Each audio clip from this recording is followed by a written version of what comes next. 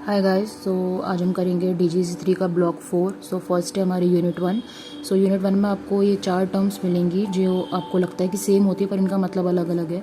पहला टर्म है disorder. Disorder का मतलब होता है कोई भी आपका स्ट्रक्चर या आपका जो फंक्शन है बॉडी का वो एबनॉर्मल हो, या तो आपको बर्थ के टाइम पे पता लग गया हो या फिर आपको बाद में पता लगा हो।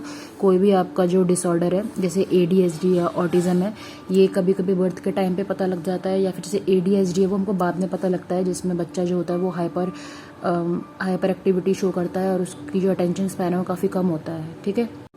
Next is impairment. Impairment is abnormality of structure at the organ level. For example जैसे अगर आपका आई डैमेज हो जाता है या ईयर डैमेज हो जाता है, आपका ऑर्गन लेवल पे ही आपका वो डैमेज हो चुका है। ठीक है, उसको इम्पेयरमेंट कहते हैं। Next is disability. Disability is the lack of ability to perform normally. For example कि जो आप फिजिकली डिसेबल्ड हो जाते हो, जैसे अगर आपका बाजू नहीं है, पैर नहीं है, उसको आप डिसेबिलिटी में काउंट करते हो। And last is handicap. Handicap is the disadvantage resulting from an impairment और अ डिसेबिलिटी। ठीक है। डिसेबिलिटी इम्पेयरमेंट की वजह से जो डिसएडवांटेज आपको मिलती है उसको आप हैंडीकैप की कैटेगरी में रखते हो। ठीक है।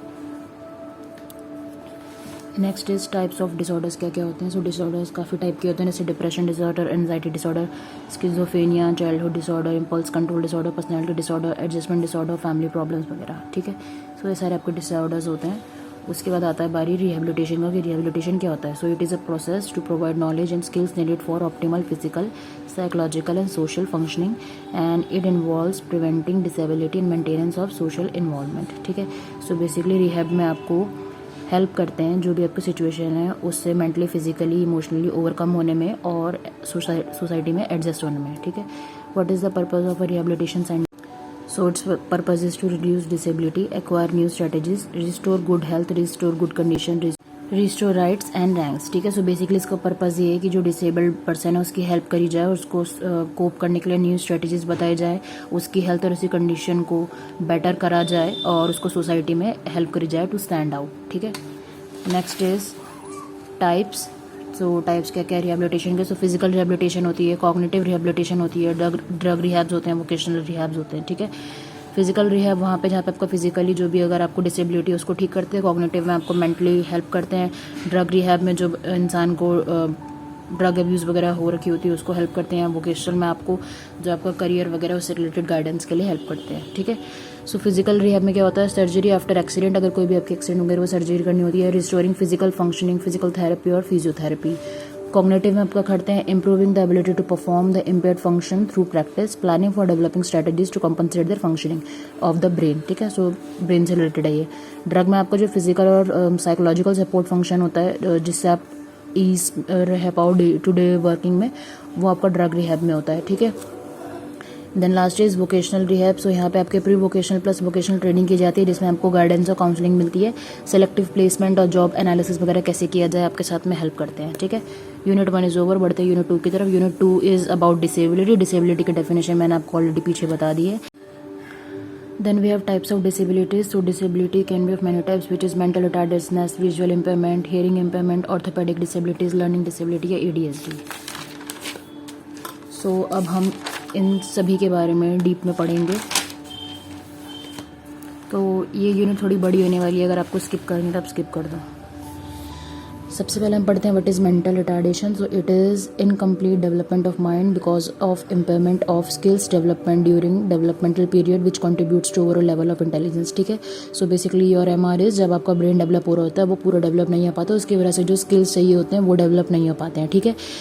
इसमें क्या क्या डेवलप नहीं हो पाएगा, जो आपका कॉग्निटिव लैंग्वेज स्किल है या मोटर सोशल एबिलिटीज है, जो भी आपका बेसिक नर्वस सिस्टम का जो पार्ट होता है जहाँ से हमारे को सारे हमारे जो ऑर्गन्स होते हैं उसको फंक्शनिंग के लिए कमांड मिलती है। जब आपका वही डैमेज नहीं है तो आपकी कमांड पहुँचेगी नहीं, तो उसकी वजह से आपका जो फिजिकल लेवल है उस पर आपकी डिसेबिलिटी दिखती है। ठीक है। मेथड्स ऑफ क्लासिफिकेशन क्या क्या है। It is medial classification, psychological classification, educational वगैरह वगैरह। ठीक है। मीडियल क्लासिफिकेशन में क्या है, मेडिकल में ट्रॉमा, मेटाबॉलिज्म या न्यूट्रिशन, ग्रॉस ब्रेन डिजीज़ जो पोस्ट नेटल है, मतलब कि बाद में, unknown prenatal influence and starvation disorder, psychiatric influences. ठीक है। ये आपके मेडिकल क्लासिफिकेशन है, मतलब मेंटल रिटार्डेशन मेडिकल किस मेडिकल केस की वजह से, मेडिकल रीज़न की वजह से बच्चा जो है वो मेंटली रिटार्डेड पैदा हो सकता है। ठीक है। साइकोलॉजिकल क्या है, जो टाइप्स दे रखे हैं, mild MR, moderate MR, severe MR और प्रोफाउंड। सो माइल्ड होता है आपका IQ 50 to 70, मॉडरेट 35 से 49, सीवियर में 21 से 34 और प्रोफाउंड में बिलो 20 IQ होता है, ठीक है। एजुकेशनली अगर इनको क्लासीफाई करेंगे तो ये 3 टाइप के होते हैं, एजुकेबल, ट्रेनेबल और कस्टडियल, ठीक है। सो जो माइल्ड होता है वो एजुकेबल होता है, जो मॉडरेट होता है वो ट्रेनेबल होता है, जो सीवियर होता है वो कस्टडियल होता है, प्रोफाउंड भी कस्टडियल होता है। इंस्टीट्यूशनल मतलब इनको आपको ये आप इनको पढ़ा नहीं सकते, सिर्फ जो माइल्ड है आप उन्हीं को पढ़ा सकते हो। D इज़ इंटेलेक्चुअल क्लासिफिकेशन कैसी है। सो जो माइल्ड है आपका वो सब एवरेज इंटेलिजेंस है, जो 50 से 90 है, ठीक है। और यही इंटेलेक्चुअल वाला इधर से ही आ जाएगा आपका कि जो माइल्ड है उसको आप पढ़ा सकते हो, और जो मॉडरेट है उसको सिर्फ आप ट्रेन कर सकते हो। सीवियर और प्रोफाउंड वाले आपके कस्टडियल या फिर इंस्टीट्यूशनलाइज होते हैं, उनको बिना किसी हेल्प के वो कुछ कर ही नहीं सकते हैं, ठीक है। So E is adaptive behaviour. So 2 test हुए हैं IQ में, एक बिनेट स्केल और एक बैचलर्स इंटेलिजेंस स्केल। सो इन दोनों के हिसाब से जो इनका बिहेवियर है वो किस पे आंका गया है। सो जो माइल्ड IQ होगा, जिसका माइल्ड MR होगा, जिसका 52 से 67 है, और बैचलर्स के हिसाब से 55 से 69 होगा IQ, उसका जो इंटेलेक्चुअल अटेनमेंट है वो 10 साल के बच्चे का होगा एवरेज, ठीक है। नेक्स्ट इज़ मॉडरेट, जिसमें बिनेट के हिसाब से 36 से 51 और बैचलर्स के हिसाब से 40 से 54 होगा IQ, उसका होगा 6 साल के बच्चे जितना। जो सीवियर होगा उसका 21 से 35 होगा बिनेट स्केल में, और बैचलर्स में 26 से 39, और उसका IQ 4 साल के बच्चे जितना होगा। प्रोफाउंड का अंडर 20, अंडर 25 एंड 2 साल के बच्चे का एवरेज IQ होगा, ठीक है। सो ये आपका MR ब्रीफ में बता रखा है। अब कैरेक्टरिस्टिक्स क्या क्या होंगी माइल्ड, मॉडरेट और सीवियर वाले और प्रोफाउंड वाले बच्चे की। सो जो आपका माइल्ड होगा उसकी जो बेसिक इनकी जो कैरेक्टरिस्टिक्स होंगी वो यही होगी। जो माइल्ड है आप उसको पढ़ा सकते हो, मॉडरेट को आप थोड़ा बहुत ट्रेन कर सकते हो, सीवियर वाले को आप बहुत हल्का ट्रेन कर सकते हो, पर ये इनका कुछ मतलब कंट्रोल नहीं होता अपने आप पर। प्रोफाउंड एकदम ही जो बेड रेस्ट टाइप पे होता है ना, वैसे होते हैं, ठीक है। सो इसके बेस पे आप बाकी चीज़ें भी लिख सकते हो, जैसे कि जो माइल्ड होगा उसका डेवलपमेंट ऑफ कोर्स डिलेड होगा, और जो उसकी वॉक टॉक टॉयलेट फीड वगैरह होगी वो 1 ईयर लेटर देन नॉर्मल होती है। मतलब कि जो से अगर कोई 2 साल में बच्चा टॉयलेट ट्रेनिंग उसको आ जाती है तो इन बच्चों को 3 साल में आएगी। अगर कोई 1 साल में चलना सीखता है तो ये 2-2.5 साल तक लेंगे चलने में। और स्लो लर्नर होते हैं, रिपीटेड ग्रेड होते हैं, जो क्लासेस होती है वो फेल हो जाते हैं वो बार बार। Poor control and impulse, lack in judgement, fails to anticipate consequences of their actions, requires little supervision, educable, speech disturbance, ठीक है। So they are educable means they can be train to read and write, but they have speech disturbance, ठीक है। मतलब थोड़ा बहुत problem रहता ही है। Then we have moderate which is 10% MR होते हैं ऐसे जो मॉडरेट होते हैं। So it is retarded in all areas of development, rate of learning is very slow, can't read और राइट, ठीक है। सो एजुकेबल नहीं होते, सिर्फ माइल्ड ही एजुकेबल होता है। इनको आप ट्रेन कर सकते हो पर रीड राइट के लिए नहीं कर सकते हो, ठीक है। So they can't concentrate and they are only trainable, not educable, very deficient capacities, unable to do abstract thinking, ठीक है। सीवियर में 3.5% MR केसेस होते हैं। So it is grossly retarded, severe motor and speech deficiencies, very little interest in surroundings, can't read and write, no bladder bowel control, neither trainable nor educable, need for institutionalization, ठीक है। Same profound वाला भी होता है but उससे भी ज़्यादा ही इनको भी इंस्टीट्यूशनलाइज करने की ज़रूरत पड़ती है, इनको भी। So this is 1.5% of MR जितने होते हैं। So they are completely dependent on others and they need care and supervision continuously 24/7।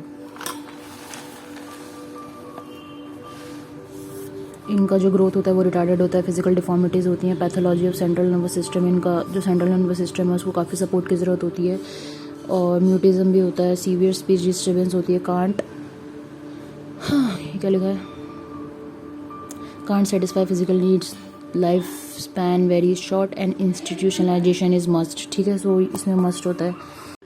Next जो डिसेबिलिटी हमारी वो है visual impairment. So visual impairment में आता है आपका ब्लाइंड। सो अमेरिकन फाउंडेशन ने ब्लाइंड के लिए क्या वैल्यू दे रखी है, 20/200 और लेस, ठीक है।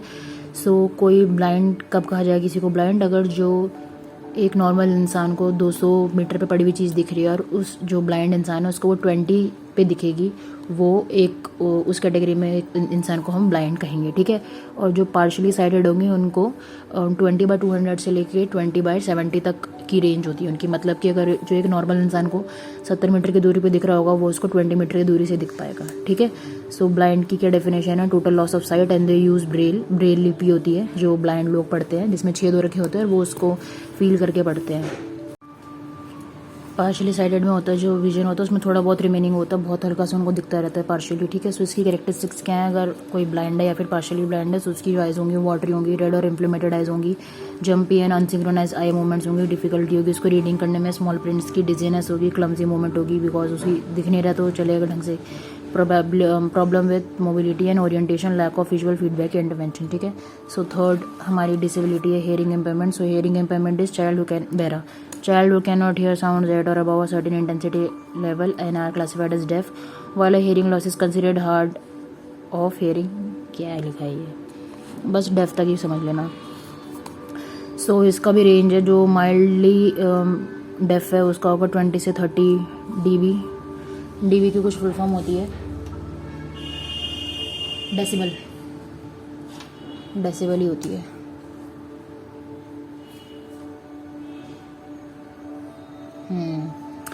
सो माइल्ड इज 20 से 30 डेसिबल्स, मार्जिनल स्पीच 30 से 40 डेसिबल, मॉडरेट में 40-60 decibel, severe intention speech 60-75 decibel and profound speech is 76 decibel, ठीक है। सो जो आपका हियरिंग है उसको कितना ये सुन पाता है उससे डेसिबल से नापा हुआ है। सो इस डेसिबल एक्चुअली साउंड की होती है, साउंड मेजर करते हैं हम इससे। सो जो एक विस्पर है वो लगभग 30 डेसिबल की होती है, ठीक है। सो जो माइल्ड लोग हैं उसको बहुत हल्की बहुत विस्पर सुनाई दे जाएगी, बट उसके बाद इनके लिए बहुत मुश्किल हो जाता है, ठीक है। 70 से अबव हम नॉइज़ कंसिडर करते हैं, और जो ये लोग हैं severe attention speech profound speech वाले, इनको जब आप बोलने के बजाय नॉइज़ की तरह चिल्ला के बोलोगे तभी इनको थोड़ा बहुत सुनाई देगा, ठीक है। जो नॉर्मल कॉन्वो होती है वो 60 डेसिबल तक की होती है, 40 से 60। नेक्स्ट इसकी कैरेक्टरिस्टिक्स क्या क्या होंगी, delayed language development, limited use of spoken language, concentration on lips, इनका ध्यान लिप्स पे रहता है, no response when called from back, पीछे से, मतलब ये तो वैसे बेइज्जती वाला पॉइंट है कि पीछे से बोलोगे तो सुनाई नहीं देगा। Frequent ear aches, discharge infection, कान में दर्द रहेगा, प्रॉब्लम होती है, lack of fluency in language, problem in relations में प्रॉब्लम होती है, क्योंकि वैसे तो उसमें नहीं होनी चाहिए प्रॉब्लम, क्योंकि जब हम दूसरे को सुनेंगे नहीं तो कैसी प्रॉब्लम आएगी, उसको मिस इंटरप्रेट कर ही नहीं पाएंगे। प्रॉब्लम इन एडजस्टिंग सोशली, ठीक है। सो फोर्थ हमारी डिसेबिलिटी है ऑर्थोपेडिक डिसेबिलिटी। इसमें क्या होता है आपका लोकोमोटर डिसेबिलिटी, फिजिकली डिसेबल्ड और हेल्थ इम्पेयरमेंट, ठीक है। 3-4 चीज़ें एक साथ हो जाती हैं, disability of joints bones and muscles and leading to restrictions of movement, ठीक है। सो ये इतना सारा होता है। तो ऑर्थोपेडिक डिसेबिलिटी में इन्होंने कुछ कुछ को समझा रखा है जो मुझे समझाना ही पड़ेगा क्योंकि वीडियो बना रही हूँ, वरना मैं इसको छोड़ देती। बेसिकली ये 4 तरह का होता है, neurological, muscle, skeletal, cognitive मालफॉर्मेशंस and accidents, ठीक है। आपको इग्नोर करना हो तो उसको इग्नोर कर देना, क्योंकि लॉकडाउन में साला इतना कौन पड़ेगा। न्यूरोलॉजिकल इम्पेयरमेंट्स क्या मतलब होता है, it is the problem with structure और function of the central nervous system, ठीक है। जो आपका न्यूरोलॉजिकल है, न्यूरो से समझो नर्वस सिस्टम के बारे में बात हो रही है, मतलब ब्रेन और आपका स्पाइनल कॉर्ड है उसके बारे में ये इम्पेयरमेंट बता रहा है। इंटेलेक्चुअल डिसेबिलिटी, इसकी वजह से क्या क्या प्रॉब्लम है, intellectual disability, perceptual problems, learning problems, lack of coordination, speech and language disorder. So neurological impairment का पार्ट है सबसे पहला cerebral palsy. So it is damage to the brain, non progressive disorder होता है, affects the gross and fine motor coordination, क्योंकि आपका जो brain है वो डैमेज होता है। So it affects your gross and fine motor coordination and skills, and it is associated with fits speech disorders, hearing defects, vision problem, deficiency of intellectual abilities, ठीक है। So ये 3 तरह का होता है। Spasticity, athetosis and अटाक्सिया।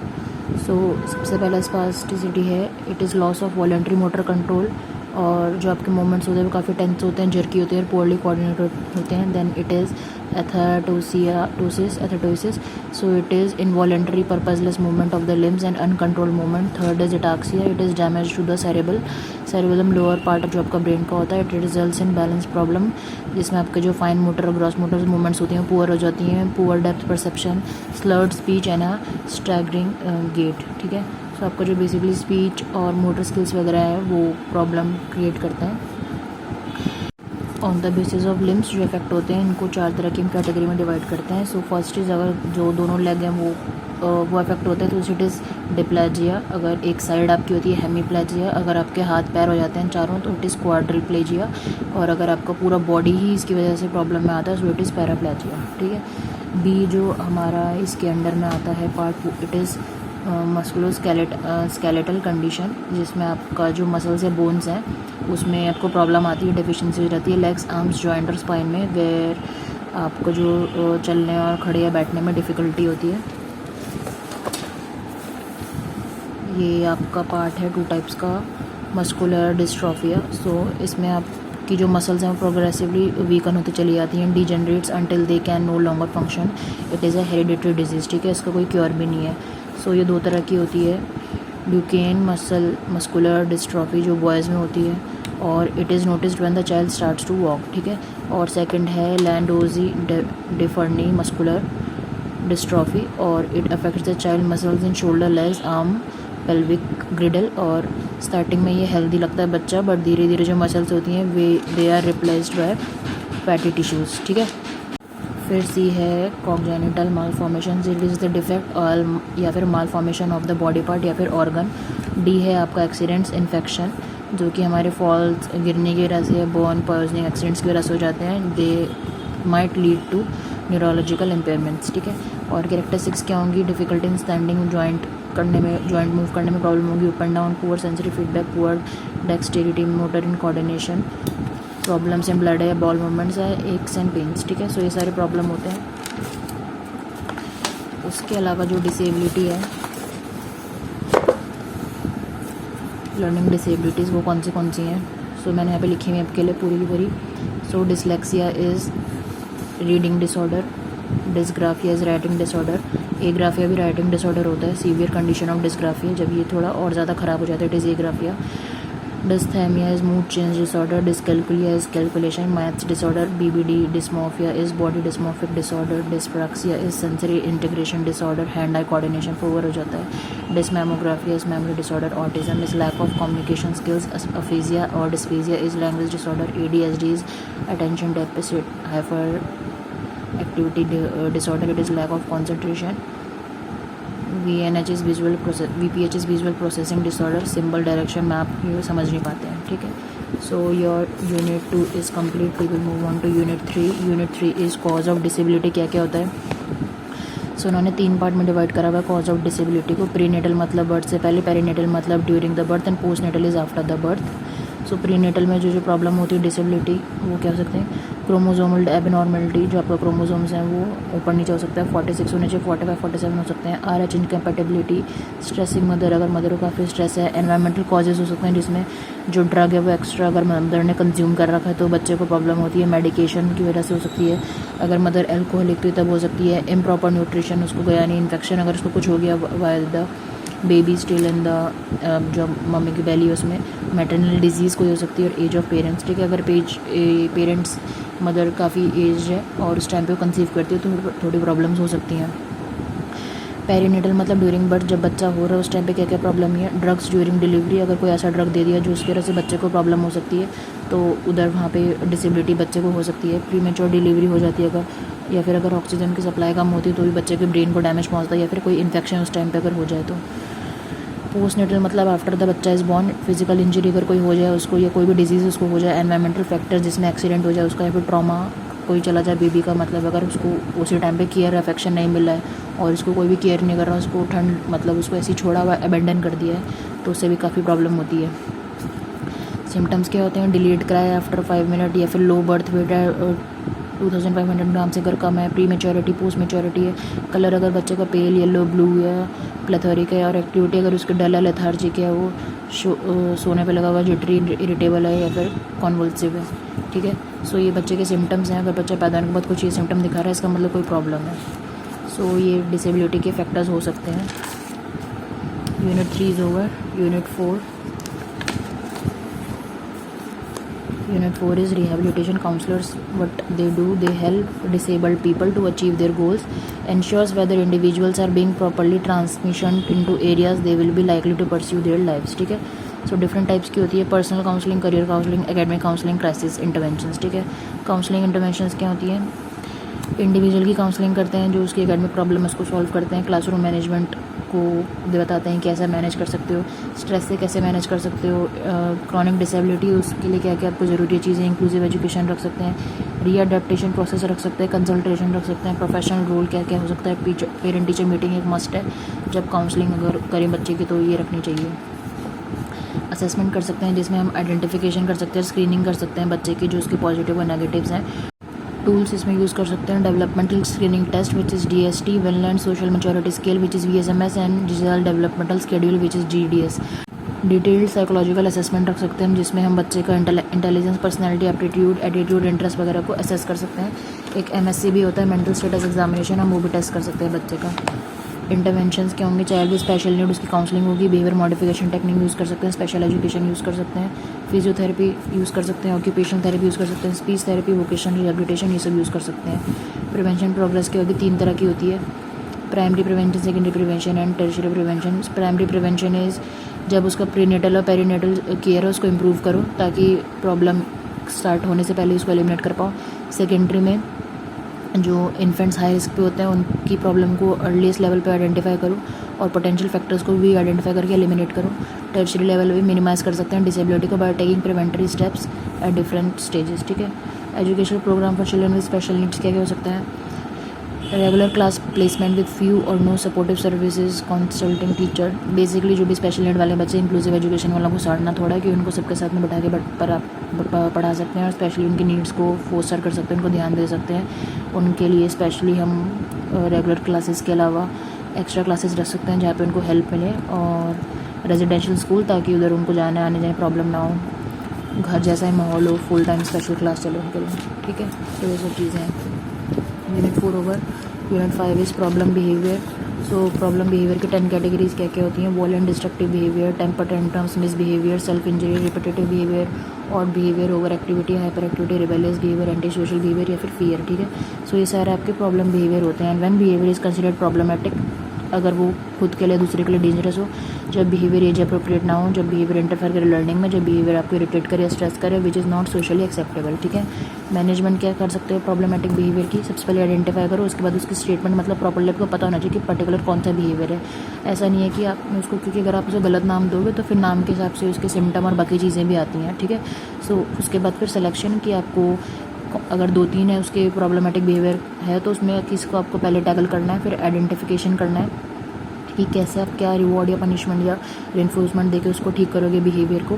फिर उसकी baseline को रिकॉर्ड करो उसका जो बिहेवियर है, और उसके बाद फंक्शनल एनालिसिस निकालो, मतलब एनालाइज करो उसका बिहेवियर में क्या क्या सुधार आया और आप आगे एक्स्ट्रा एफर्ट क्या कर सकते हो। ठीक है, techniques for increasing the desirable behaviour. Techniques क्या क्या है? Reinforcement of opposite behaviour. Reinforcement basically जो स्किनर और पैवलॉक और वॉटसन के जो बिहेवियर के बारे में बोला, वो सारी थ्योरीज यहाँ पे चेप सकते हो।